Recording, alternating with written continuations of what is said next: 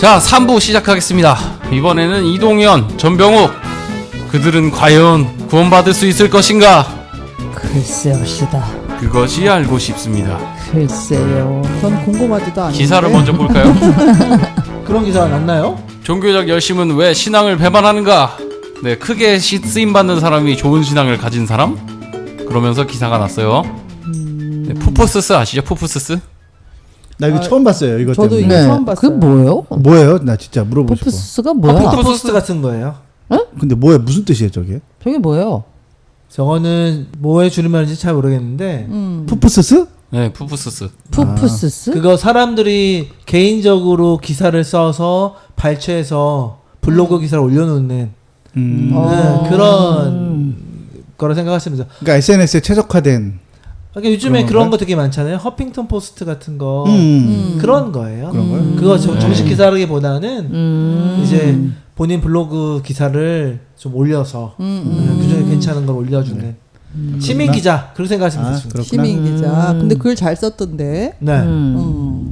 이 기사 내용이 뭐냐면 전병욱이나 이동현 같은 사람들이 이제 자신의 그런 죄악을 합당화 시키는 방법이 있어요. 뭐 특히 이제 전병욱 같은 경우에는 그 자기가 성추행했던 그 자매 있잖아요.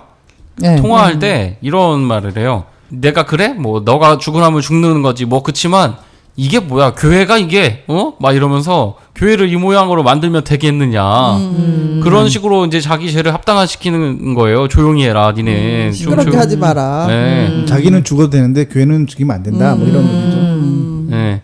목사님 그래서 피해 여성이 목사님 교회를 핑계 삼지 마세요. 교회를 등에 업지 마세요. 목사님은 정직하지 않은데 교회가 부흥하면 뭐해요? 그러니까 전병욱이 기독교하고 교회 이렇게 하면 안 되거든. 제발 도와줘. 그것만 응? 이런 식으로 나오는 거죠. 폭로하지 말라는 거죠? 그렇죠. 이동현 같은 사람도 자기가 이제 성 생활을 하게 되는데 성욕을 이제 풀어야 되니까 네가 한 사람 희생함으로 우리 라이즈업 단체가 더 부흥하고 크게 되면은 더 좋은 거 아니냐 이런 식으로 그 고등학생을 성폭행하면서 그렇게 넘어가려고 하는 거죠. 그렇죠. 네. 세뇌를 시키는 거죠, 세뇌. 그렇죠. 크게 쓰임 받는 사람이 좋은 신앙을 가진 사람이냐. 단체가 크고 뭐 이렇게 큰 사역으로 드러나는 것이 좋은 신앙을 가진 사람이냐. 과연 좋은 사람인가요? 이 기사에 재밌는 게요. 댓글이 재밌어요. 그러니까 이 기사가 이거 평범해요. 근데 이 기사는 되게 평범한 기사였는데 근데 여기에 어떤 댓글이 달리기 시작했어요. 이 기사를 쓴 분이 권대원 형제라고 그러네요. 예, 권대원 씨네요. 예. 조나단이랑 아무 관계 없는 사람인가요? 이 뭐예요? 뭐예요? 이거 아이디가. 집중 김입니다. 김집중 씨. 재밌네. 네. 그래서 김집중이라고 하는 이 분이 댓글을 달았어요. 이 기사에 뭐라고 달렸냐면 이 기사를 쓴 분한테 세 가지를 묻고 싶습니다. 첫 번째, 그럼에도 불구하고 그리스도의 피로 전병훈 목사와 이동현 목사님이 죄사함을 받은 거 아닌가요? 두 번째, 만일 그 두 목사님을 천국에서 만나게 된다면 두 사람에게 뭐라고 하실 건가요? 세 번째, 그리고 주님께는 뭐라고 하실 건가요? 그러니까 다시 또 댓글이 달렸어요. 명란이라는 분이 와 너무 끔찍한 이야기 하시네요. 기독교는 저런 사람이 똑같이 천국 가서 만나는 종교라고 말씀하시는 건가요? 죄사함은 오로지 하나님의 뜻이지 사람이 판단하는 부분이 아닙니다. 목사라는 이름 달고 하나님 이름 앞세우며 무조건 용서받는 종교가 기독교입니까? 그러니까 다시 또 김집중이라고 하는 분이 이렇게 댓글을 달았어요. 네, 끔찍할 수 있죠. 하지만 성경에 나오는 이야기들은 훨씬 끔찍한 이야기들이 많습니다. 그리고 그들은 오히려 주님의 축복을 받습니다. 제가 드린 질문은 세 가지입니다. 미치겠다. 첫 번째, 성경적으로는 그 두 목사가 구원받은 거 아닌가요? 두 번째, 설사 구원을 못 받았을 거라도 형제님이 믿으셨다면 그럼에도 불구하고 천국에서 두 사람을 마주친다면 뭐라고 하실지. 세 번째, 이번 상황에 대해 주님께는 뭐라고 하실지입니다. 답변 요청드립니다. 이렇게 진지하게 적어놨어요. 그래서 제가 요거를 좀 요 김집중이라는 분의 요 질문이요. 요 한 사람의 문제가 아니라 사실은 한국 기독교 전체가 가지고 있는 문제. 그렇기 때문에 사실은 이러한 범죄자들을 향해서 그리고 사실은 전병욱 씨가 지금 홍대세교회를 개척했잖아요. 네. 거기에 있는 많은 사람들이요. 진짜 전병욱 씨가 그렇게 하지 않았을 거라고 생각하는 사람도 있겠죠. 예, 그쵸. 있을 이거 거예요. 근데 한 아마. 3,400명 모인다 그러더라고요. 근데 그 중에 아니 그래도 하나님 용서하실 수 있다라고 생각하는 사람은 반 이상 될 거예요. 왜냐하면 반 그 사람들이 넘을걸요? 왜냐하면 이 한국교회 전체에 뭐가 문제냐면 잘못된 굉장히 이상한 구원관을 가지고 있어요. 그러니까 믿기만 하면 죄는 지어도 회개를 하고 회개하면 구원받으니까 용서를 받기 때문에 그 사람은 구원받을 수 있다라고 하는 괴상한 구원론을 갖고 있어요. 그래서 요 기사를 보면서 요걸 한번 이슈를 다뤄서 한번 우리가 한번 얘기를 해보면 그리고 이제 교리적으로 이게 왜 이런 생각을 가지면 안 되는지에 대해서 우리가 좀 정확하게 좀 다뤄주는 게 필요하다라는 생각을 했습니다. 예. 네. 그렇다면 이 문제에 대해서 한번 저번 주에도 영화 밀양 얘기가 나왔었는데 이 문제를 영화 밀양과 비교해서 한국 기독교가 어떻게 구원론의 문제를 가지고 있는지 한번 얘기를 해봤으면 좋겠어요. 밀양이라는 영화가 꽤 나온 지 됐었죠. 예, 그쵸. 오래됐죠. 꽤 오래된 한 10년 됐나요? 그 정도 됐죠. 그 정도 됐던 것 같아요. 문화부 장관이셨죠? 이창동이 이 감독님이 그 우리 노무현 정부 때 그 문화부 장관을 역임하시고 그거 다음에 아마 이 영화를 만드셨을 거예요. 그래서 이 영화를 만들 때요, 이 밀양이 그 밀양이 아닌 건 아시죠? 네. 예, 예, 감추어진 빛 그 예. 밀양이잖아요. 그 밀양이죠. 예. 그 시크릿 션샤인이라 그래서 예. 그 비밀한 그 비밀스러운. 비밀한 그 예. 거기죠. 예. 비밀한 장소. 예. 그러면서 이제 이 영화를 통해서 한국 교회가 갖고 있는 근본적인 기독교의 문제가 이창동 감독은 첫 번째로 가장 큰 문제가 그릇된 구원관을 갖고 있는 것이 가장 큰 문제라고 봤던 것 같아요. 그래서 이 영화를 만들면서 이 영화의 중심에 이 한국 기독교인들이 갖고 있는 그릇된 구원관이 무엇인지를 정면으로 영화라고 하는 것을 통해서 그 살인자의 이불과 살인자의 그 입이 있죠. 그러니까 밀양의 주인공의 여자 아들을 죽이죠. 납치해가지고. 아들을 예. 죽인 다음에 종교의 힘으로 그 사람을 드디어 용서하게 됐잖아요. 전지현인가 이 사람 아니 전지현이 아니죠. 전도연 씨죠. 전도연. 예. 전도연 씨가 이신의 역할로 나오죠. 이신혜 씨의 역할로 나오는데 거기서 엄마가 신앙의 힘으로 드디어 이 사람을 용서할 수 있게 된 거예요. 네. 신앙의 힘에 기대어서 이 살인자를 용서할 수 있게 됐는데 그 면회 장소에서 이 남자를 만나고 나서 이제 반 미친 사람이 되는 거죠. 왜 원래 그러냐면 원작에서는 그렇게 하고 나서 이 전도연 그 주인공이 미쳐서 그냥 자살하는 걸로 원작은 원래 그렇대요. 책은. 언제 그래요. 예, 그래서 영화는 그렇게 안 이 이신혜 나왔지만. 씨가 그러고 난 다음에 영화상에 나오는 그 교회를 향해서 복수를 시작하잖아요. 그렇죠. 네. 예. 그래서 이제 장로님. 한국 기독교인들이 갖고 있는 구원관의 근본적인 문제가 이 박도섭이라는 역할로 나온 이 조용진 배우죠. 예. 이분이 그 살인자로 나오는데 내가 애를 죽였단 말이에요. 하나님께 기도하고 나 용서 받았어. 마음이 아주 편안하다고. 이렇게 말하는 그 대사를 통해서 한국 기독교인들이 어떻게 죄를 바라보고 그리고 어떻게 구원을 받는지에 대한 그 문제를 화두를 이 사회에 던진 거죠. 그러니까 평범한 이 이신의 역할을 하고 있는 이 전도연 씨가 그 영화상에서 미쳐버리는 거예요. 그리고 가식적인 종교인들의 모습을 끄집어내죠.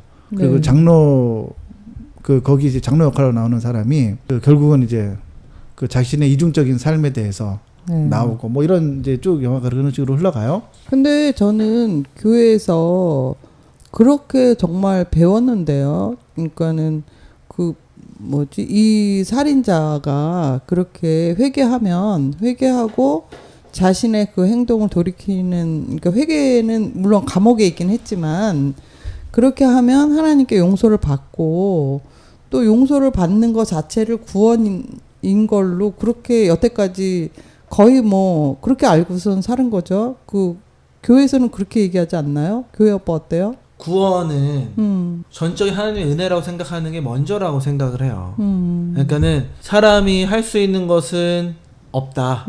우선은 그 생각을 해요. 그러니까는 전적인 하나님의 은혜가 아니면 은혜일 수 없다라고 생각을 하기 때문에 그러니까 사람이 뭔가를 해서 하나님이 구원을 해주신다. 그런 생각하면 전적인 하나님의 은혜가 아니라고 생각을 하기 때문에 우선은 제가 생각하는 구원론은 아주 깊숙한 곳에서 하나님의 은혜로 하나님의 전적인 능력에 의해서 계획에 의해서 구원을 받는다고 생각을 해요. 그런 생각 가지면 그런 생각 가지는 제 입장으로서는 그 살인자가 나는 내가 살인했던 거를 회개했으므로 하나님께 구원을 받았다라고 확신을 갖는 것 자체에서 문제가 있다고 봐요. 그러니까 그 사람은 내가 저지른 잘못을 인식을 했고 그것을 하나님께 아뢰고 하나님께 용서를 구했으니까 나는 구원을 받았다. 전적으로 자기 중심적인 사고를 가지고 구원에 대해서 정의를 내린 게 아닌가. 그래서 그 사람의 구원은 제가 생각하는 그 구원의 그 가치와는 완전 상반된 구원이다 생각이 돼요. 네. 여러분들은 어떠세요? 뭐죠? 김집중이라고 하는 사람이 이런 세 가지 답변 부탁드립니다. 여러분들은 어떻게 답변을 해주고 싶으세요? 죄사함을 이 전병욱과 이동현도 죄사함을 받은 건가요? 그럼 첫 번째 질문과 천국에서 만난다면 뭐라고 말하실 건가요? 그다음에 또 주님은 뭐라고 말실까요? 그러니까 이 사람의 요지는 까지 말라는 뜻인가요? 그러면? 그렇죠. 저거는 질문이 아니에요. 그렇죠. 저거는 과도한 비난을 하고 있다는 건가요? 아니요. 저거는 한국말 생각이 나요. rhetorical question이라고요. 답을 벌써 정해놓고 질문의 형식이 빌린 거예요. 이 사람 재산 받은 거 아닌가요가 아니라 이 사람 재산 받았습니다. 네. 천국에 가면 만날 거니까 말 조심하십시오. 오. 네? 그 다음에 세 번째 주님이 잘못했다고 핀잔을 주실 겁니다. 라는 말을 비난한 당신을 핀잔을 줄 거다. 거예요? 라는 말을 질문의 형식에 빌려서 자기의 의견을 피력한 거예요. 아 그래요? 네, 저거는 답을 원하는 게 아니에요. 네. 답변을 원합니다라고 얘기하는 거는 지금 잘못 얘기하고 있는 거죠. 사실은 그 답변을 답을 원하는 게 얘기해라. 아니에요. 이게 답정너예요. 자기가 답은 정해놓고 있는 거예요. 네. 저도 동일하게 느꼈어요. 딱 아니 보면서 근데 이 사람이 뭐를 근거로 이미 죄사함을 받았다고 얘기를 하는 거예요? 회개했으니까. 그게 그거예요. 미량에 나오는 그거랑 범인과 똑같은 거야. 똑같은 생각을 하고 있는 거예요. 네. 지난 12년 동안 회개 안 했겠냐? 지난 5년 동안 회개 안 했겠냐? 그렇지. 아니 그런- 그렇지만 거기 밀양에서 그 사람은 그 다음에 또 살인을 한 게 아니고 지금 이 전병욱과 이 이동현이는 오랜 세월을 그런 짓을 또 하고 그렇게 한 거랑은 이게 차원이 다르지 않아요? 그래서 한국 기독교의 구원론 중에 그러니까 교회에서 가르쳐지는 게 뭐냐면 믿기만 하면 구원받는다는 거예요. 맞아요. 그러니까 예수 믿느냐? 네. 그래, 너는 입술로 시인했으니까 너는 구원받았어. 이렇게 가르쳐요. 아 그리고 그 외에 뭐 바람 피고 막 이렇게 그런 건 도덕적이니까 상관없다. 아니죠. 그것도 회개해야죠. 아, 그러니까 회개만 하면. 회개하면 용서해 주시니까. 아 그러면은 천주교에서 얘기하는 그거 다를 바가 전혀. 다를 바 없네. 그러니까 이런 거죠. 그 두 가지 일의 어떤 그 확고한 신념이 있는데 뭐냐면 예수를 믿기만 하면 구원받는다는 것 하나하고 그 다음에 죄를 회개하면 된다는 거예요. 그래서 죄를 자백하면 된다는 거죠. 그리고 내가 예수 믿고 난 다음에 지은 죄들은 그럼 어떡하냐? 자범죄는 회개해야 되는 거예요. 그러니까 내가 지은 죄 있잖아요. 내가 잘못 행동했던 거는 내가 예수님 앞에 고백하면 하나님이 용서해 주신다는 거예요. 그리고 이런 또, 개념을 가지고 있어요. 그리고 그 짓을 또 하고 또 그다음에 또 하고 잘못했 또 하고 해도 또 계속해서 용서를 또 구하면 구하면. 하나님 용서해 주신다는 거예요. 어우, 너무 이거 막 편리한 그렇죠. 생각인데. 아주 편리하죠. 좋은데? 네. 그렇게 이제 보통 교회에서 그렇게 가르쳐 왔어요. 네. 그래서 이 그리스도인들이 이렇게 개독교 소리 들으면서 개판으로 사는 거구나. 그러니까 이창동 감독이 이 구원관의 문제를 정면으로 던진 거예요. 이 문제가 네. 있다는 거죠. 이런 식으로 인식을 갖는 게. 그러니까 사실 기독교인들이 무서울 게 없는 거예요. 그러니까요. 왜냐하면 자기가 회개하면 되니까. 네. 그냥 회개만 하면 네. 그래서 일주일에 교회 나와서요. 그래서 일주일 영화에서 동안, 지은 죄. 문담처럼 나오잖아. 이렇게 교회 회개하러 간다고. 일주일 동안 죄 지어서 교회 가서 용서받으러 간다고. 이렇게 얘기하는 거예요. 그러면 올바른 저 구원관은 뭐예요? 그건 이제 좀 이따 얘기를 하고 우리가 우선 좀 이거를 네. 좀 이슈로 좀 삼아야 되는데. 저 사람 얘기를 좀 대답을 해봅시다. 네네. 예. 우선은 전병훈 목사, 이동현 목사는 이미 재산 받은 거 아닌가요? 저는 저 질문 오기 전에 좀 읽어보면서 와이프랑 저랑 답은 하나 했어요. 알게 뭐냐?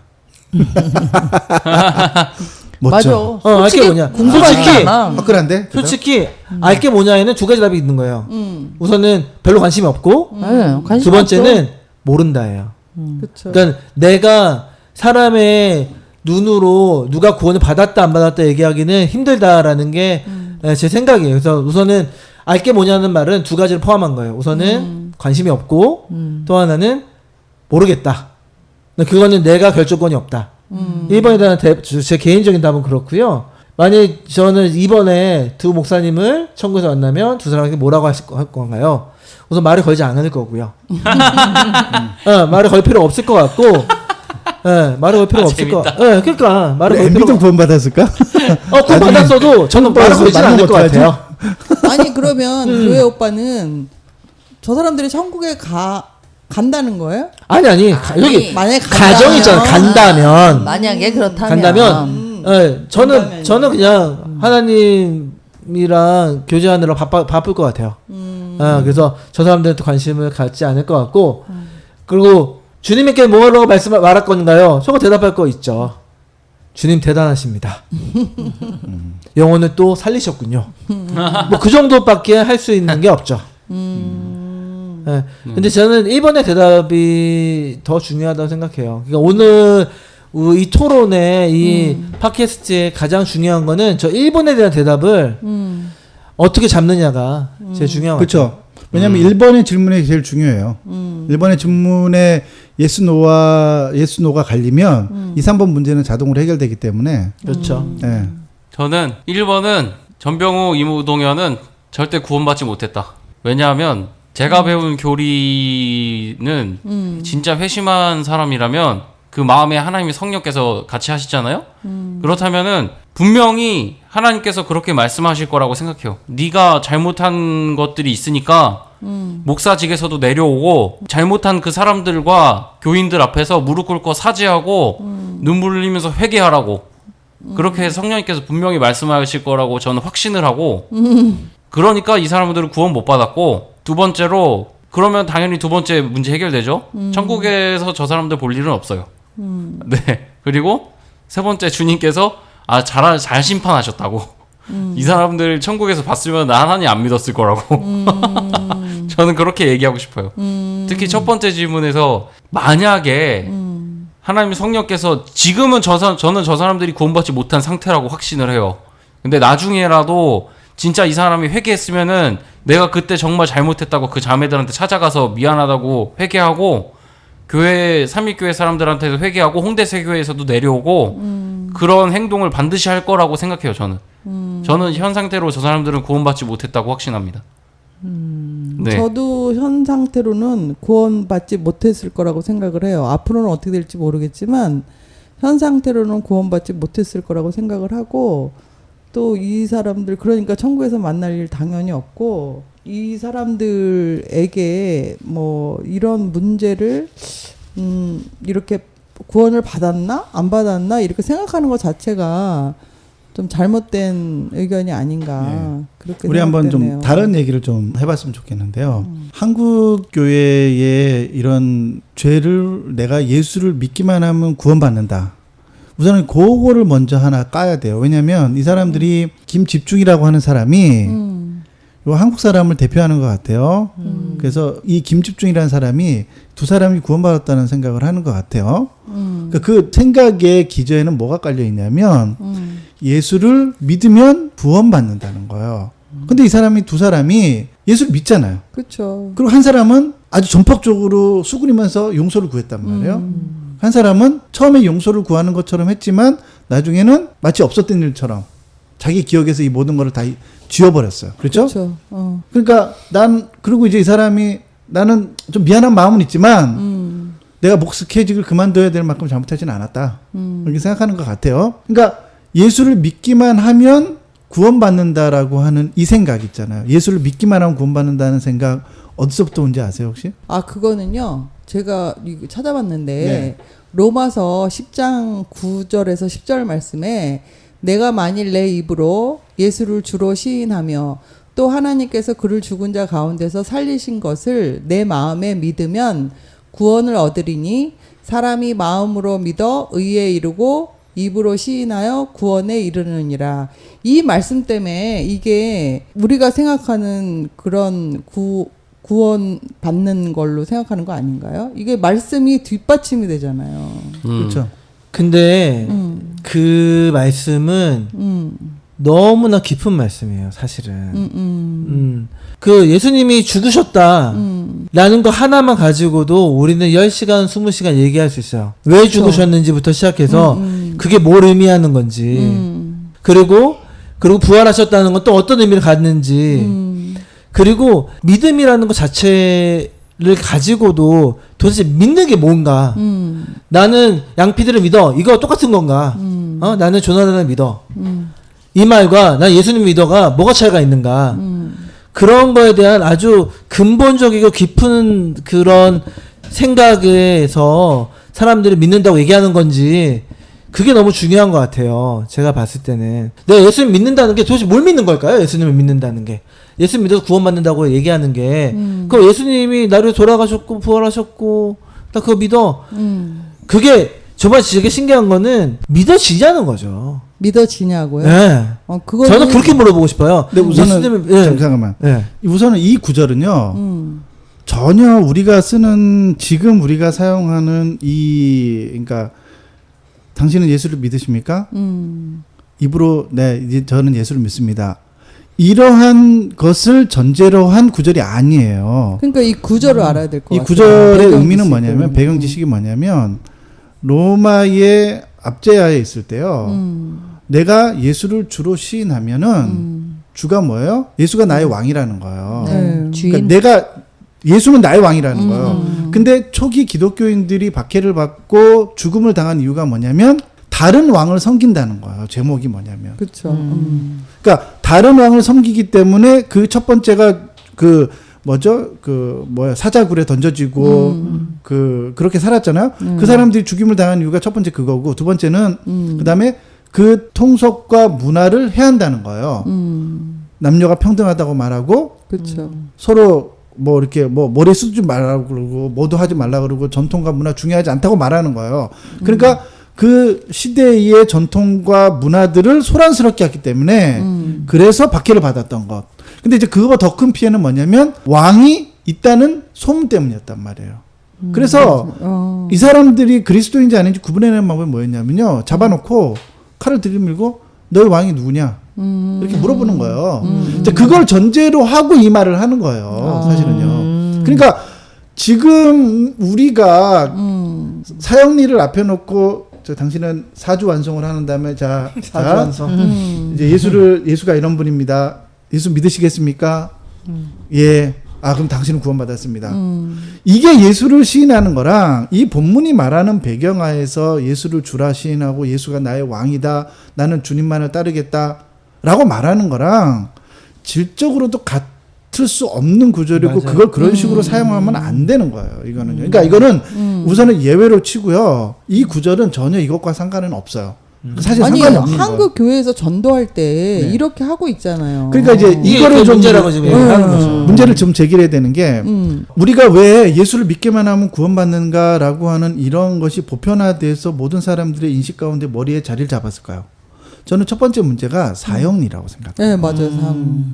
사형리라는 전도책자 있잖아요. 네. 알고 있어요. 저도 그게 네. 이제 물론 빌리그램이나 기타 선교 단체를 추구했던 복음주의 운동권 안에 있는 많은 목사님들이 이 교리적인 논쟁을 그만하고 예수를 전하는 게 중요하다. 그리고 그 예수를 전할 때는 간단해야 된다. 맞아. 복음은 쉽고 간단해야 된다. 그래서 복음을 최대한 쉽게 만들어 놓은 게 뭐냐면 사형이라는 사형. 책자예요. 그리고 우리나라의 그 선교단체에 처음에 불꽃을 지폈던 데가 어디냐면 CCC라고 하는 대학생 선교단체였어요. 네. 그리고 그 대학생 선교단체 처음에 성경 공부라는 것을 들어왔고 성경 공부와 함께 체계적으로 사람들을 전도하는 시스템을 만든 단체가 CCC였다고요. 네. 근데 CCC는 전혀 이런 의도로 생각하는 건 아니에요. 초창기 때. 그들은 정말 복음에 대한 열심이 있었기 때문에 그렇게 한 거예요. 제가 참고로 좀 벤발을 답니다. CCC를 비난하는 게 아니에요. CCC는 굉장히 사역을 잘했고요. 지금 조금 문제가 있긴 하지만 내부적으로.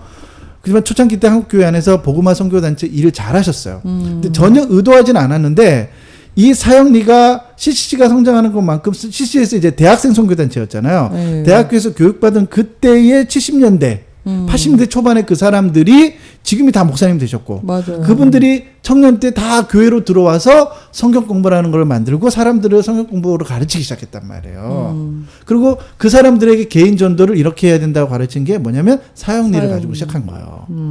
그러면서 교회에 이런 문화가 급속하게 확산되기 시작한 거예요.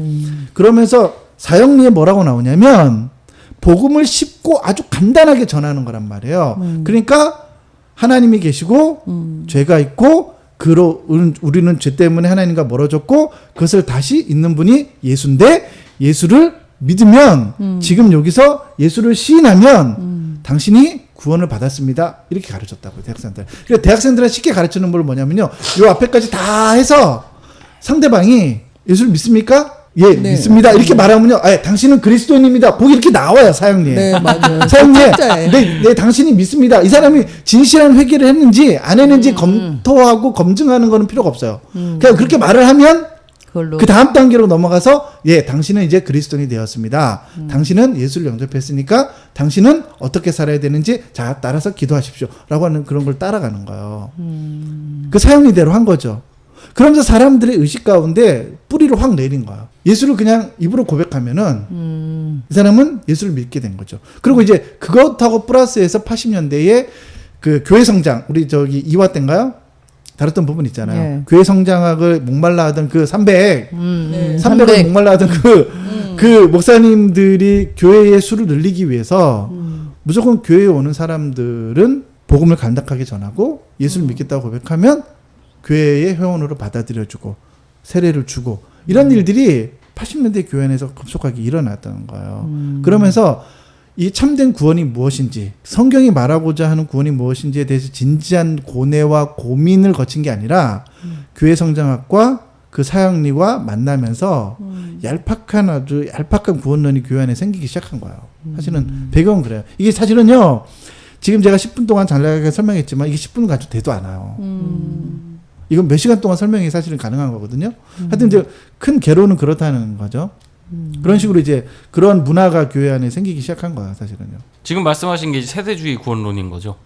세대주의 구원론이보다는 이거는 이제 복음주의적인 구원론에 입각한 거죠. 그러니까 예수를 믿기만 하면 구원받는다라고 하는 이런 간략한 거죠. 집회 가서 교회 오늘 처음 오신 분 손들어 보세요. 맞아. 한 20명 있어요. 오늘 제 말씀 듣고 예수님 믿겠다고 생각하는 사람 손들어 보세요. 일어나세요. 저 따라해요. 기도 따라해요. 간단하게. 맞아.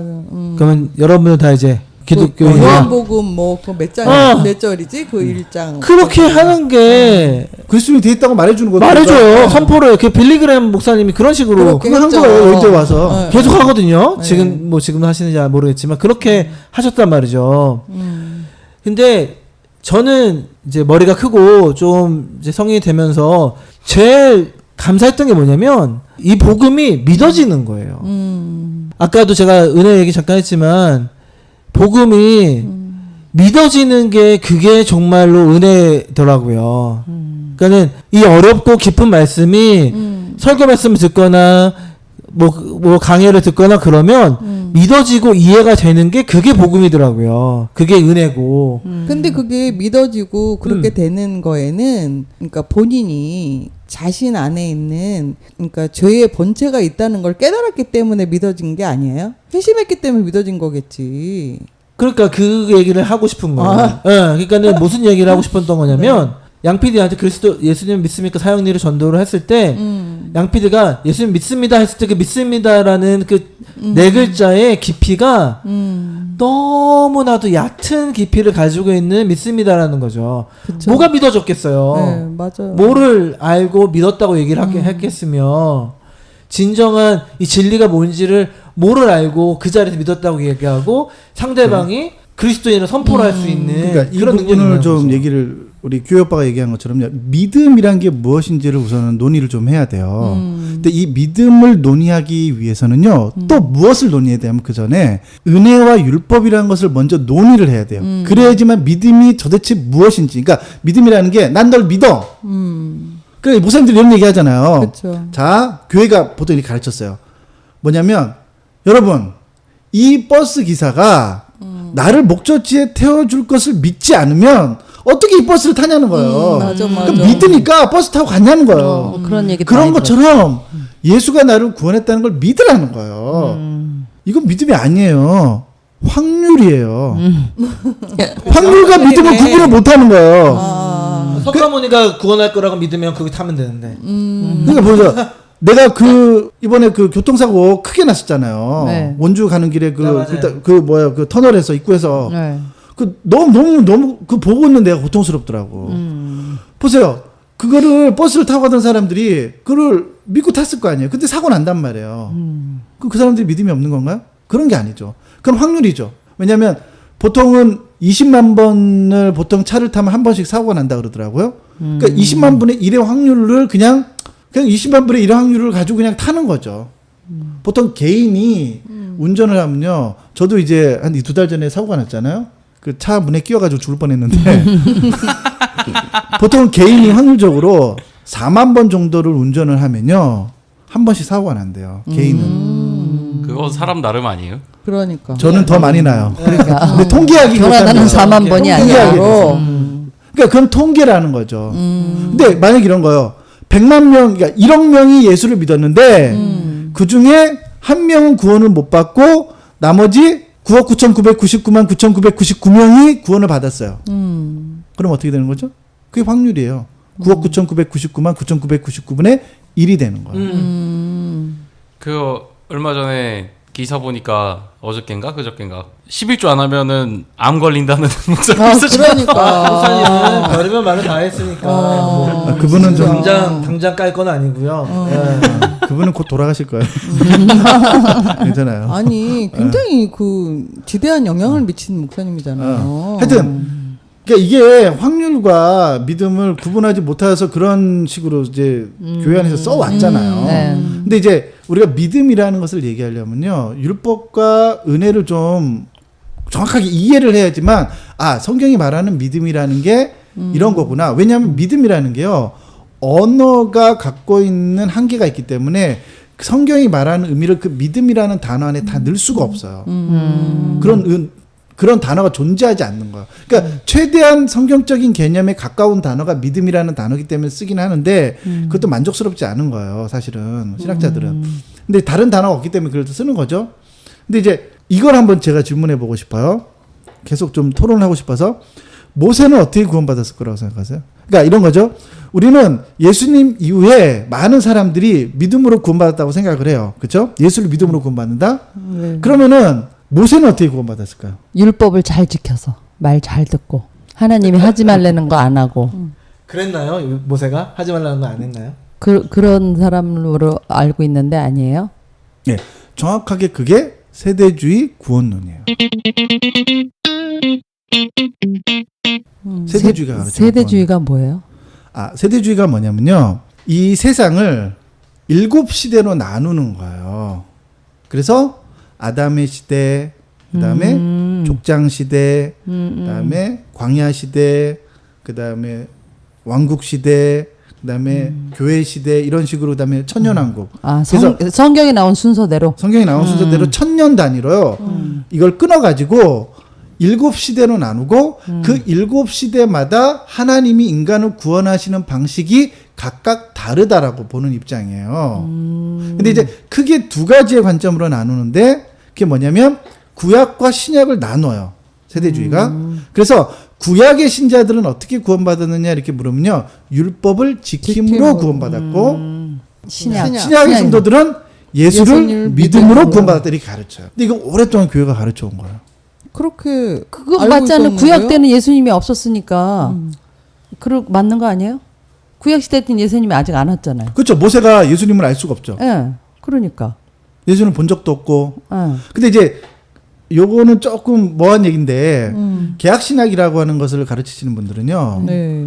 어떻게 가르치냐면 구약의 모든 것들은 그림자라는 거예요. 네. 그림자. 그런 얘기도 들어봤어요. 네, 그림자이기 예. 때문에 신약의 그림자는. 구약의 성도들은 오실 메시아를 믿은 거고 그 얘기도 들어봤다. 신약의 신자들은 이미 오신 메시아를 메시아를 믿는 메시아. 거예요. 예. 그렇게 들었어요. 그래서 결국은 이 사람들이 다 예수님을 믿었다는 거예요. 예수를 믿음으로 구원받았다는 거예요. 그것도 이런 얘기도 세대주의? 좀 있어요. 예. 아, 그것도 세대주의예요. 이건 그럼? 세대주의가 아니에요. 아, 이건 세대주의 그러니까 아니고. 건전한 교단 안에서 지금 교리 안에서 가르치는 건데 저는 여기에도 별로 동의하지는 하지 않아요. 저는 개인적으로. 왜냐하면 오실 메시아를 믿은 사람이, 그러니까 이게 믿음으로 구원받는다는 얘기를 하면서 이걸 설명하는 거예요. 오실 메시아라는 거요. 네. 메시아가 오실 것을 믿지 않았던 히브리 사람도 있나요? 이스라엘 사람이 있었나? 한 명도 없었어요. 다 믿었잖아요. 그 사람들 다 다 구원받은 거 구원받는 아니에요? 거? 논리적으로 그렇게 되는 거예요. 아, 만약에 왜냐면 그렇게 그 되면 사람들이 예수님 오실 당시까지도 메시아를 기다리고 있었거든요. 지금도 기다리고 있잖아요. 예수님과 동시대에 살았던 사람들, 예수님을 못 박아 죽은 사람들도 메시아를 고대했단 말이에요. 그 사람들 다 구원받았겠네요? 이게 사실 이런 논리는 말이 안 되는 거예요. 그건 말이 안 된다. 예. 그러니까 오실 메시아와 오신 메시아를 믿었기 때문에 구원받는다라고 하는 그런 단순한 논리는요, 되게 위험한 거예요. 그러네. 예. 그러니까 성경은 일관되게요 하나만 가르쳐요. 그러니까 그 모든 사람들이 믿음으로 구원받았어요. 어떤 믿음? 그러니까 율법을 지킴으로 구원받은 건 아니에요. 그렇게 생각하면 안 돼요. 네. 그건 세대주의 구원론이에요. 네. 구원받는 방식이 세대마다 다르다는 관점이에요. 그러니까 믿음으로 구원받는데 그 믿음이 어떻게 그 인간 안에 생기느냐 이 관점이 되게 중요해요. 그럼 다른 질문을 한번 해볼게요. 결론은 믿음으로 구원받아요. 네. 네. 그런데 우리 좀 뭐라 그럴까요? 오실 메시아를 믿는 그 믿음은 아니에요. 네, 그런 네. 식의 믿음은 아니라는 거예요. 똑같은 얘기를 해볼게요.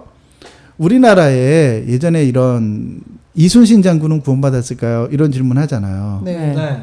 생각해 보신 적 있어요? 네. 그거를 여의도 순복음교회인가요? 거기에 누가 그걸 질문을 올린 적이 있어요. 왜냐하면 고니 씨라고 하는 장군은 기독교인이었다 그래요, 역사적으로.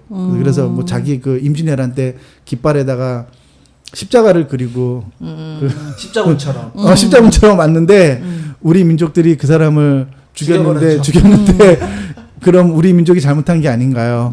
그러니까 여의도 순복음교회에 어떤 전도사님이 댓글을 거기다 달았는데 그런 것 같습니다. 우리나라 조상님들이 잘못한 것 같습니다. 뭐 이렇게 달았다 그래서 욕을 바가지로 먹었었죠. 그때 이순신 장군은 구원받았을까요? 그거는 예수님을 믿었으면 구원받았는데 이순신 장군이 예수님을 믿었는지 안 믿었는지 제가 모르는데. 그거는 모르지만 그분 이순신 장군이 자기의 죄를 인식했다면 그거로 인해 그러니까 죄성을 알아서 그랬다면 구원받지 않았어요. 그렇죠. 여기서 이제 문제가 생기는 거예요.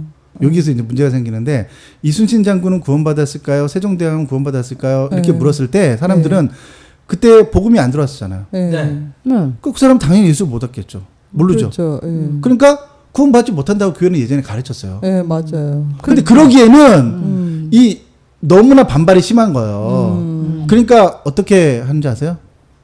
모른다 이렇게 가르쳤어요. 왜? 구원은 오직 하나님께만 있으니까 우리는 모른다 이렇게 가르친 거예요. 저도 어렸을 때 그렇게 배웠어요. 저도 이제 늘 교사 선생님한테 그렇게 질문하고 목사님한테 그렇게 질문하면 모른다 이렇게 발뺌을 하는 거예요. 그럼 인간은 그 사람이 어떻게 구원받아 모른다 이렇게 말을 하거든요. 그렇게 대답을 하면 안 되죠. 목회자들이. 사역자들은 정확하게 이걸 교류적으로 좀 설명을 좀 해줘야 돼요. 그게 뭐냐면 구원을 바라보는 관점이요. 예수를 믿고 안 믿고라고 하는 간단한 논리에서부터 자꾸 시작을 하는 거야. 여기가 바로 기독교 구원론이 갖고 있는 맹점이에요. 기독교의 구원은 예수를 믿음으로 시작하는 게 아니라요. 죄를 회개함으로부터 시작하는 거예요. 죄를 회개하면 구원받는다는 뜻이 아니라요. 네. 기독교의 구원은 죄를 회개함으로부터 시작하는 거예요. 시작한다. 예수를 믿는 게 먼저가 아니에요. 자신의 죄를 회개하는 거예요. 근데 여기서 또 문제가 생겨요. 사람들은 대부분의 교회에서 뭐라고 가르치냐면 그 죄가 뭐냐는 거예요. 그럴 때 그 죄를 그 사람들이 행한 어떤 행위들로 딱 국한해서 설명을 하는 거예요. 그렇죠. 그러니까 그 사람들이 행한 어떤 것들. 그러니까 지금 오늘 얘기하고 있는 이동현이나 전병우 이 사람들이 행한 나쁜 행동들 있잖아요. 이 행동들 그게 죄라는 거예요. 그 죄를 회개했다는 거예요. 회개하면 용서받는다는 거예요. 이런 간단한 도식으로만 설명을 하는 거예요. 근데 이제 개혁주의 구원론에서는 분명히 뭐라고 가르치냐면 이 부분을 정확하게 거론하신 분이 있어요. 그러니까 개혁주의 구론에서 핵심적인 사상이 뭐냐면 죄를 뭐라고 가르치냐면 인간들이 행동한 어떤 행위들이라 가르치지 않고 이렇게 가르치죠. 인간의 영혼 안에 있는 독립된 하나의 인격체로서의 경향성을 지칭하는 거야. 그게 되게 죄라는 어렵죠. 거죠. 그게 죄예요. 그러니까 그 사람이 행한 어떤 그랬던 행위들을 지칭하는 게 아니라요. 죄는 그 사람의 영혼 안에 있는 하나의 독립된 인격으로서의 경향성. 그러니까 두 가지 단어가 제일 중요한데 독립된 하나의 인격이라는 것 하나고 그 인격이 죄가 경향성을 지니고 있다는 거예요. 이게 중요해요. 그러니까 좀 쉽게 말하면요. 아주 쉽게 말하면 독립된 하나의 개체로서의 하나의 인격이 우리 안에 존재한다는 거예요. 그게 죄라는 거예요. 이걸 누가 가르쳤냐면 처음으로 이런 걸 어려서부터 로마서부터 이미 가르치고 있어요.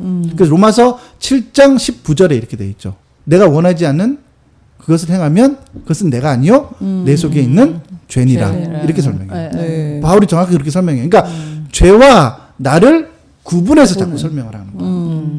그러니까 죄는 하나의 인격이고 아니다. 이렇게 보는 관점이죠. 근데 이거를 한국 교회가 오랫동안 잊어버리다가 누가 이것을 다시 한번 이게 한국 교회 안에 일으켰냐면요. 김남준 목사님이 존 오웬의 신학을 통해서 다시 한번 한국 교회 안에 이것들을 가져오기 시작하신 거예요. 그러면서 구원론에 대한 큰 거대한 문제가 있었잖아요. 네. 그래서 이거를 제 기억으로는 95년도 같아요. 96년도, 97년도 같아요. 그때쯤에 김만진 목사님이 한번 개혁주의 구원론에 대해서 한번 커다란 어떤 반항을 교회 안에 교계에 일으키셨어요. 그래서 존 오웬의 책들을 번역해내시고 존 오웬의 책들을 다시 재해석하셔서 죄죽음의 교리와 은혜 살림의 교리 그리고 죄와 죄들이라고 하는 이런 내용들을 한번 교계 안에 다시 한번 이 회복시킨 거죠. 그러니까 우리가 잃어버렸던 진정한 구원론 우리가 그러니까 기독교가 갖고 있는 참된 구원으로서의 구원관에 있어서의 그 중요한 핵심적인 내용인 죄론 있잖아요. 이것을 다시 한번 부흥시킨 사람이 누구냐면 김남준 목사님이에요. 예. 그리고 존 오웬이 사실은 정확하게 정립을 딱 한 거죠. 철학적으로. 그런 일이 이제 한 번 있었어요.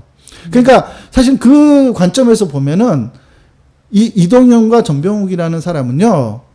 죄들은 회개했을지 모르지만 죄들이란 뭐냐면 그 사람이 행한 많은 행위들을 지칭하는 거예요. 죄들. 그렇죠. 근데 죄는 뭐냐면 그 사람의 영혼 안에 있는 하나의 인격으로서의 경향성이에요.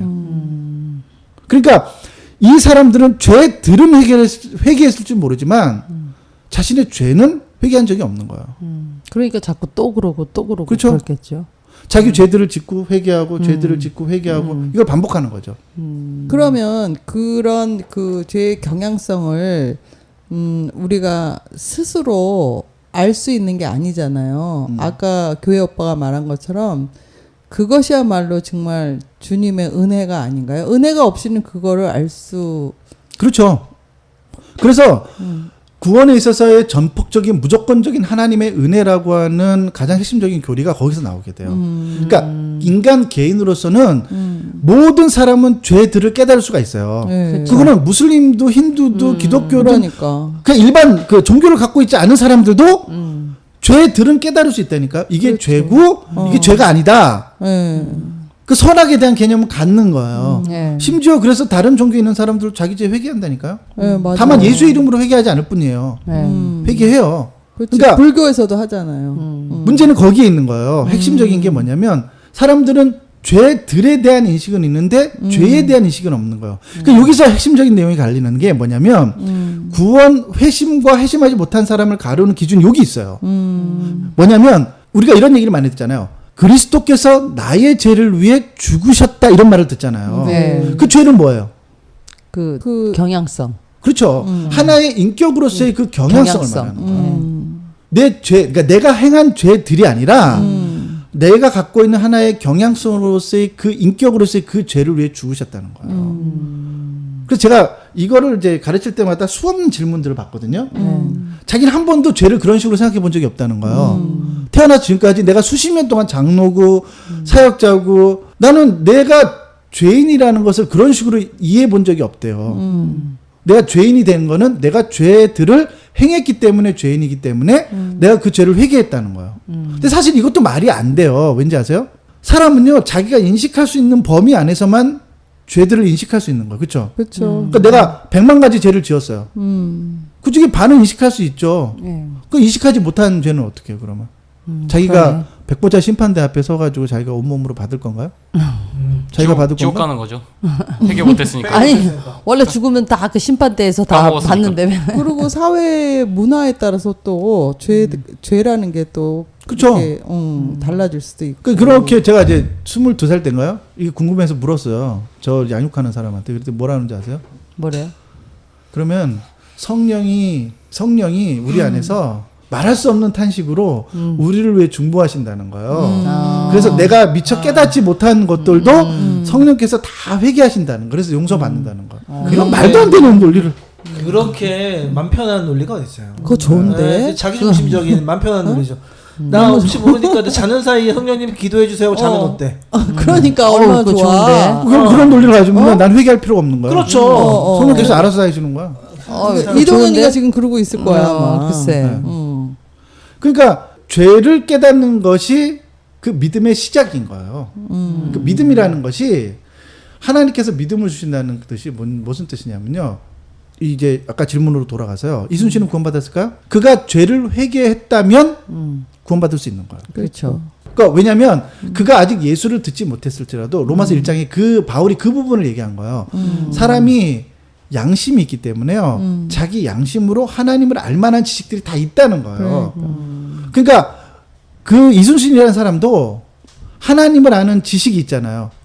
그러니까 그게 하나님인지 신인지, 그러니까 우리 기독교에서 말하는 그 신인지, 그 어떤 초월자에 대한 인식은 있단 말이에요. 그런데 그 사람이 구원받기 위해서는 조건이 필요해요. 그 조건이 뭐냐면 그가 먼저 죄를 회개해야 돼요. 먼저 죄를 깨달아야죠. 정확하게는. 자기가 죄인이라는 게 내가 죄를 어떤 것을 행했기 때문에 죄인이 아니라 내가 죄인이라는 걸 깨닫는 거예요.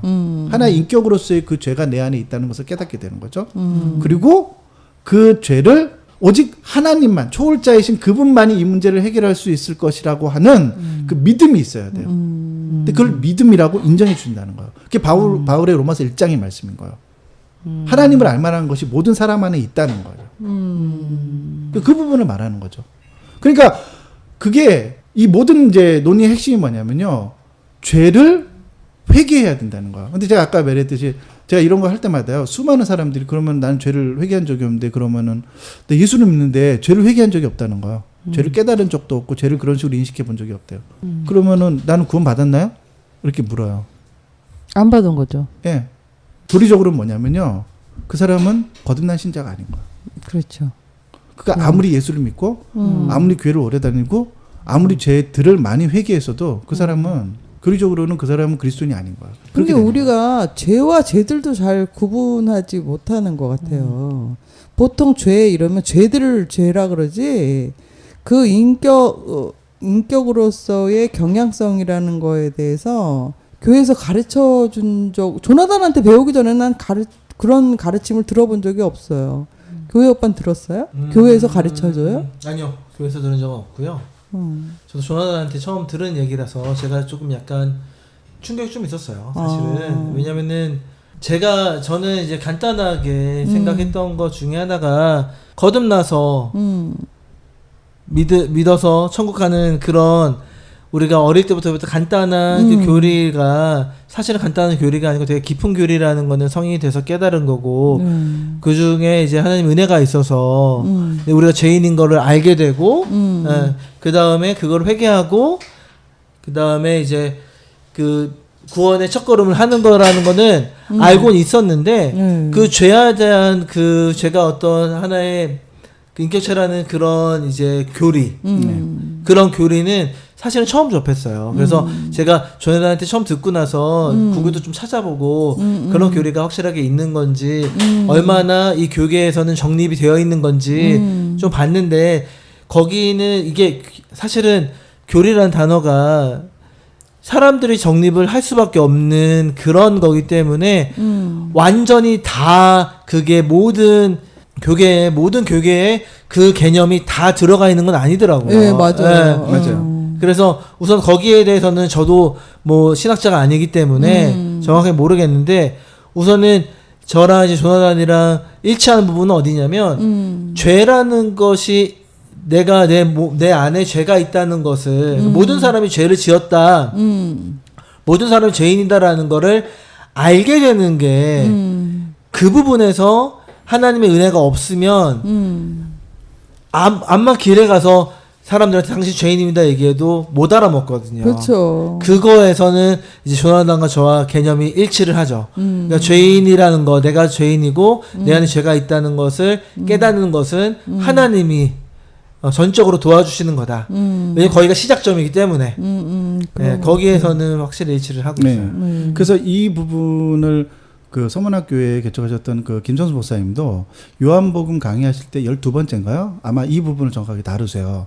그래서 그 존 오웬의 죄죽임의 교리를 강의하시면서 한 거의 1시간 반 동안 이 강의를 하시더라고요. 네, 맞아요. 그래서 제가 이거를 지칭해서 뭐라 그러냐면 개혁주의 구원론이라고 그래요. 그러니까 네. 감리교나 다른 이 교단에서는 사실은 이거를 받아들이진 않아요. 그래서 개혁주의에서 가장 구원을 중요하게 생각하는 이유가 뭐냐면요. 관점이 뭐냐면 회심이에요. 그러니까 마음 심자에 돌이키를 했자거든요. 그러니까 마음을 돌이킨다는 뜻이에요. 그것이 거듭남의 증표로 받아들이는 거예요.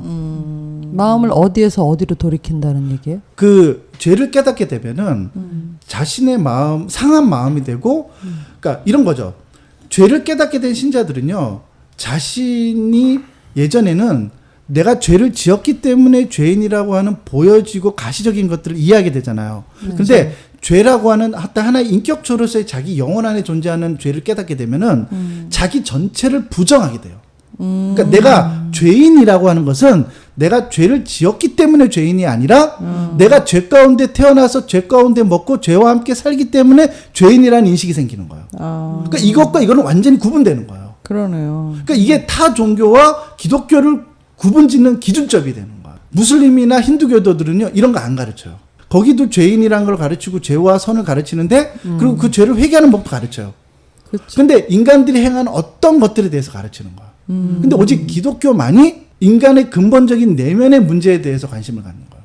그리고 총체적으로 인간이 오염, 그러니까 그래서 죄의 오염의 교리가 있잖아요. 네. 그게 인간이 죄 가운데 있기 때문에 그 영향력 때문에 모든 기능들이 그것이 지성이 되었던 영성이 되었던 영혼이 되었던 신체 기관이 되었던 모든 기관들이 결함이 생겼다고 보는 거예요. 그게 죄의 오염의 교리예요. 그러니까 그런 이제 인식들을 갖게 되는 이유가 그 죄를 깨달으면서부터예요. 그러면 그러니까 구원의 시작은 죄에 대한 깨달음부터 시작되는 거예요. 자기를 부인하고 해서 그 부인하고는 그 죄를 깨달은 거라는 그거랑 같이 생각해도 되나요? 그렇죠. 그러니까 거기서 부인한다는 것은 내가 아니라고 말하는 거예요. 그러니까 예전에는 나라는 존재에 대해서 내가 이런 존재라고 생각했는데 그래도 내가 죄를 짓지만 이거 타 종교의 사람은 그렇게 생각해요. 근데 기독교인들 중에 그런 사람이 많은데 내가 죄를 짓기 때문에 그래도 내 안에 선한 것이 1%도 있겠지라고 하는 일말의 여지를 남겨놔요. 근데 기독교는 정확히 기독교는 뭐냐면요. 그 1%도 인간 안에는 선한 것이 존재하지 않는다고 가르쳐요. 완전히 전적 타락과 전적 무능 이 교리를 가르치게 되는 거예요. 왜? 죄 때문이에요. 인간의 영혼 안에 죄가 존재하기 때문에 그 영혼 안에 존재하는 죄 때문에 우리 모든 것을 부정하게 되는 거예요. 그게 자기 부인이 하게 되는 거죠. 그러니까 사실은 우리가 이제 핵심적인 게 뭐냐면요. 제가 볼 때는 이동영과 전병욱이라는 사람은 제가 볼 때는 자기가 행한 것을 참여도 할 거예요. 그러겠죠. 미안한 감정도 가질 거라고요. 후회도 할 거예요. 근데 그건 회개가 아니라는 거예요. 그렇죠. 성경이 말하는 회개는 그런 게 아니라 자기 자신을 부인하는 거예요. 그 죄, the sin이라고 하는 하나의 죄로서의 그 죄를 깨닫고 그것을 회개하고 자기의 완전을 부수기 전까지는 이 사람이 회개했다고 볼 수 없는 거예요. 이게 기독교 개혁주의 구원론의 아주 핵심적인 가르침이에요. 근데 이게 사실은요, 그 열린교회나 우리 백금산 목사님이 목회하시는 그 예수가족교회나 몇몇 교회에서는요, 아주 보편적으로 많은 신자들이 이거를 알고 있어요. 근데 한국 전체로 따진다면 그 숫자는 굉장히 미비해요. 10%도 안 돼요. 10%도 안 되는 기독교인들이 이 교리적 가르침의 은혜를 경험하고 있고 나머지들은 그 예전에 갖고 있는 그릇된 잘못된 구원관을 갖고 있게 되는 거예요. 그렇죠. 그냥 단순히 예수만 믿으면 구원받는다. 내 행한 죄들을 회개하면 하나님 다 용서하신다. 이런 어떤 그런 개념들을 갖게 되는 거예요. 그러니까 이 사람들에게는 자기를 부인하고 자기 안에 단 1%의 여지도 없고 전적으로 자기가 무능하다라고 하는 것을요, 말로는 이해할 줄 모르겠지만 그게 정확하게 무슨 의미인지 자기도 몰라요. 그러니까 그런 의미에서는 이동현, 전병욱 이 두 사람은요, 죄를 회개하지 않은 것이 되는 거예요. 그러니까 존 파이퍼 목사님 이런 말씀하셨어요.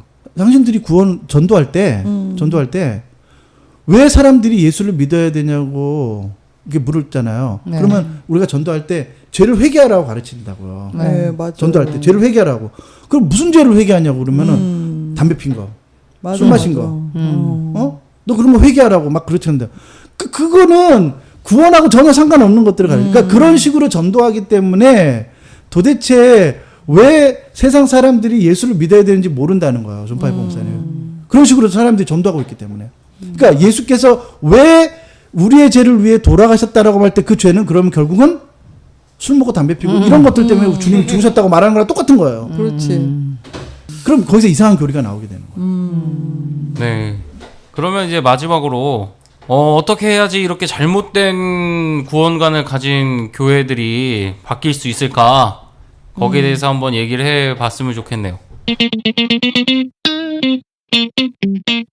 어떻게 생각하세요, 작두누님? 이런 교리를 사람들이 올바로 알게 이렇게 배우는 게 중요할 것 같아요. 근데 이걸 어떻게 이걸 가리키나 사람들이 싫어할 것 같은데 이런 얘기 하면은 재미가 없으니까. 재미도 없고 이게 와 닿을까? 막 이렇게 이거를 이렇게 너무 이렇게 기존에 이게 전도하기 쉬우라고 이렇게 이런 교리 지금 올바른 교리 말고요. 네네. 그런 게 전도하기 쉽게 하기 위해서 그렇게 한 건지 왜 처음부터 이렇게 제가 이상하게 생각이 드는 건 그냥 처음부터 이렇게 제대로 가리키지 왜 이렇게 저기 됐나. 근데 만약에 이런 게 바뀌려면 이게 처음부터 이 교리를 제대로 배워야 되지 않을까. 그건 아까 전에 조나단님이 얘기했지만 그 300용사 있죠? 그러니까 300과 네. 교회 성장학과 그것 때문에 이런 것들이 다 네. 걸쳐져 있는 것 같아요. 그러니까 네.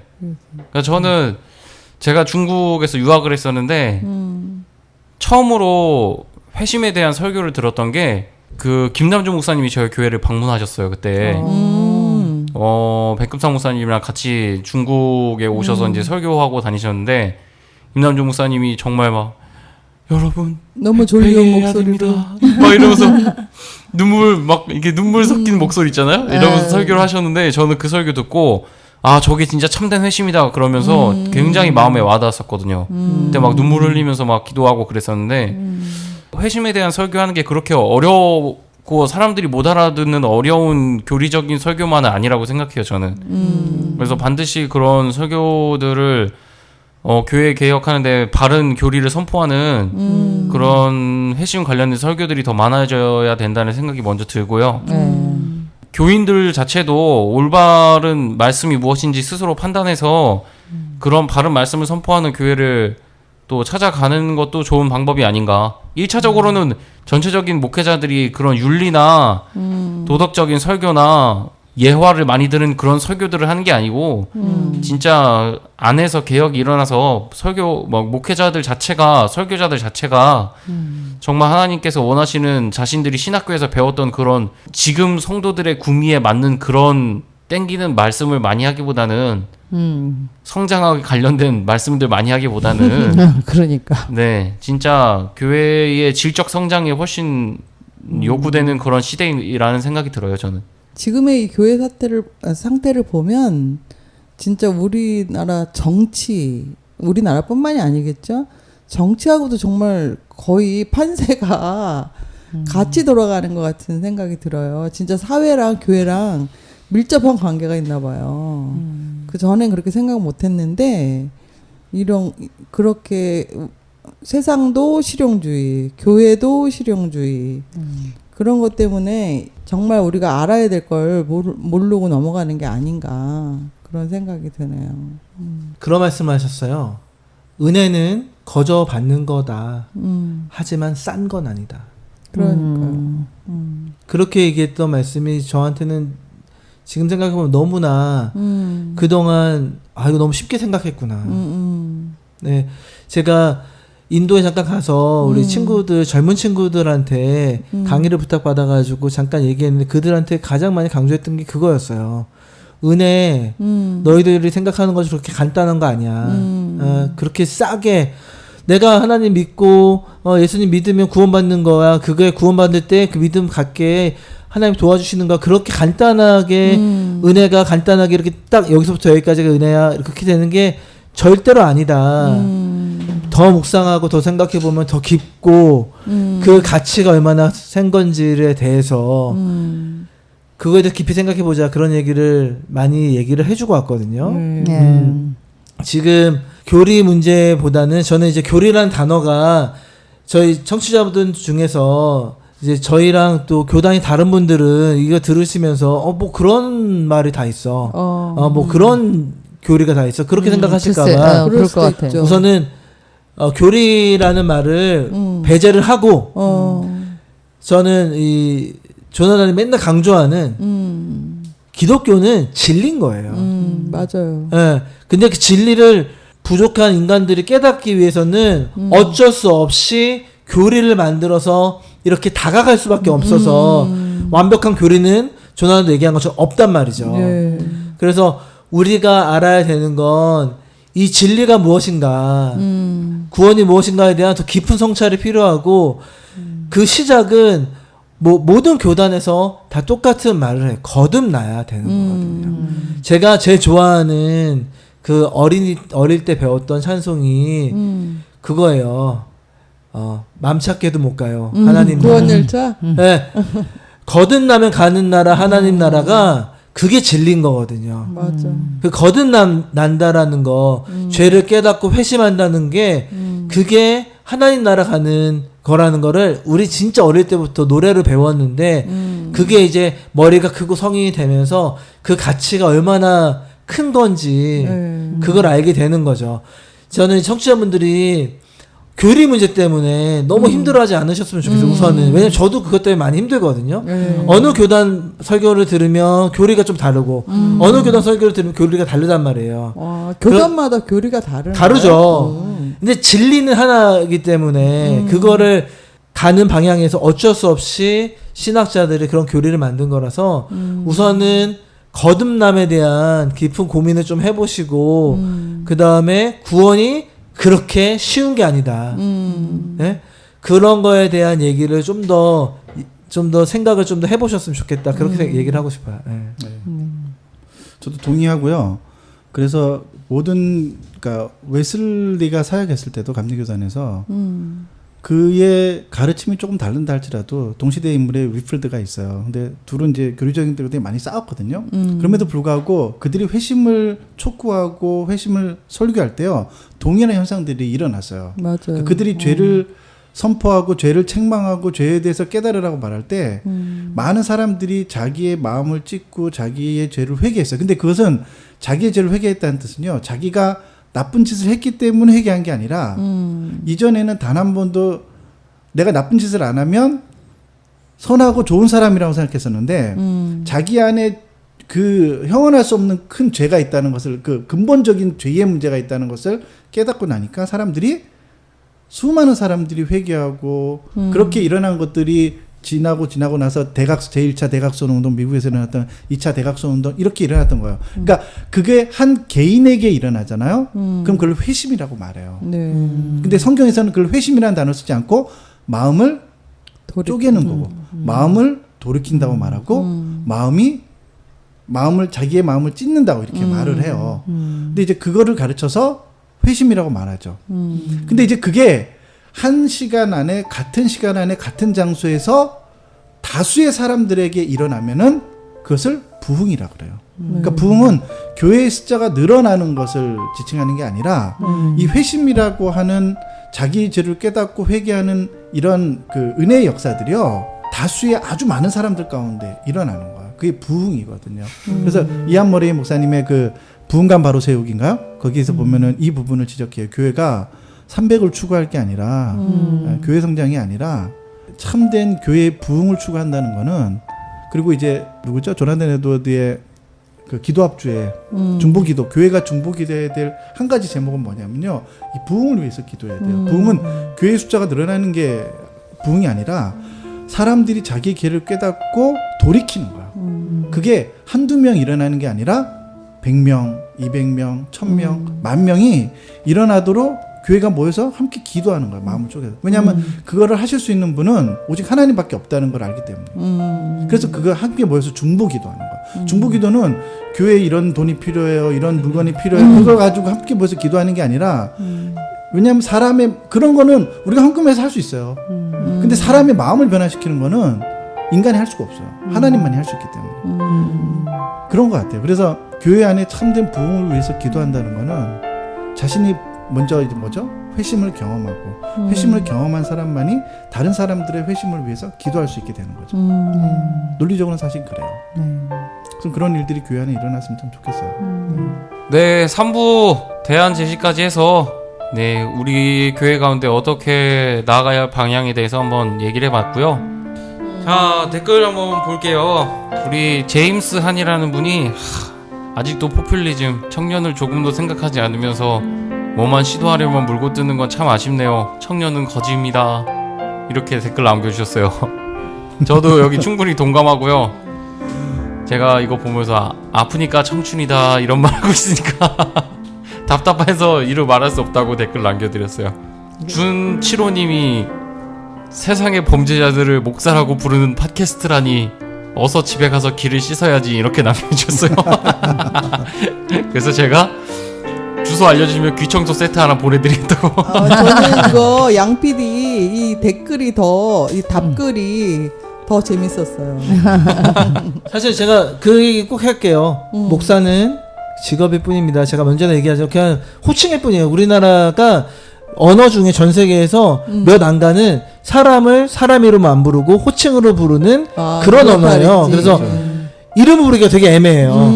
사회적 호칭이 되게 네, 중요해요. 사회적 호칭이 너무 중요해서 그냥 목사라고 부르는 걸 이제 저희가 목사와 목사님을 구별하겠습니다. 네, 그렇게 할 수밖에 없을 것 같아요. 근데 아직 교단에서 이제 노예에서 사회적 직함이 목사라서 우리가 목사로 부르긴 했는데 요번 의견 받아들여서 우리 목사라고 지칭 안 하고 C로 해도 되고요. 목사로 해도 목사님과 목사는 다르다. 그렇게 얘기하시면 예. 맞네요. 100번째 구독자님. 일반적이고 보수적인 기독교적 생각과 다른 의견들을 나누어 크리스천들에게 유익한 고민을 남겨주는 것 같아서 아주 좋습니다. 요렇게 남겨주셨어요. 다만 의견이 강하신 분이 있다고 하는데 그분은 뭐 조나단이죠 뭐. 우리는 아니야. 아, 죄송합니다. 우리는 아니야. 제가 좀 의견을 줄이겠습니다. 네, 우리 구독자분들 항상 유익한 의견 댓글 남겨주셔서 감사드리고요. 저희가 또 많은 의견 남겨주시면 저희들 팟캐스트 하는데 반영하도록 노력하겠습니다. 항상 저희 신앙터치 사랑해주시고 청취해주셔서 정말 감사합니다. 다음 주에 또 뵙겠습니다. 감사합니다. 수고하셨습니다. 수고하셨습니다.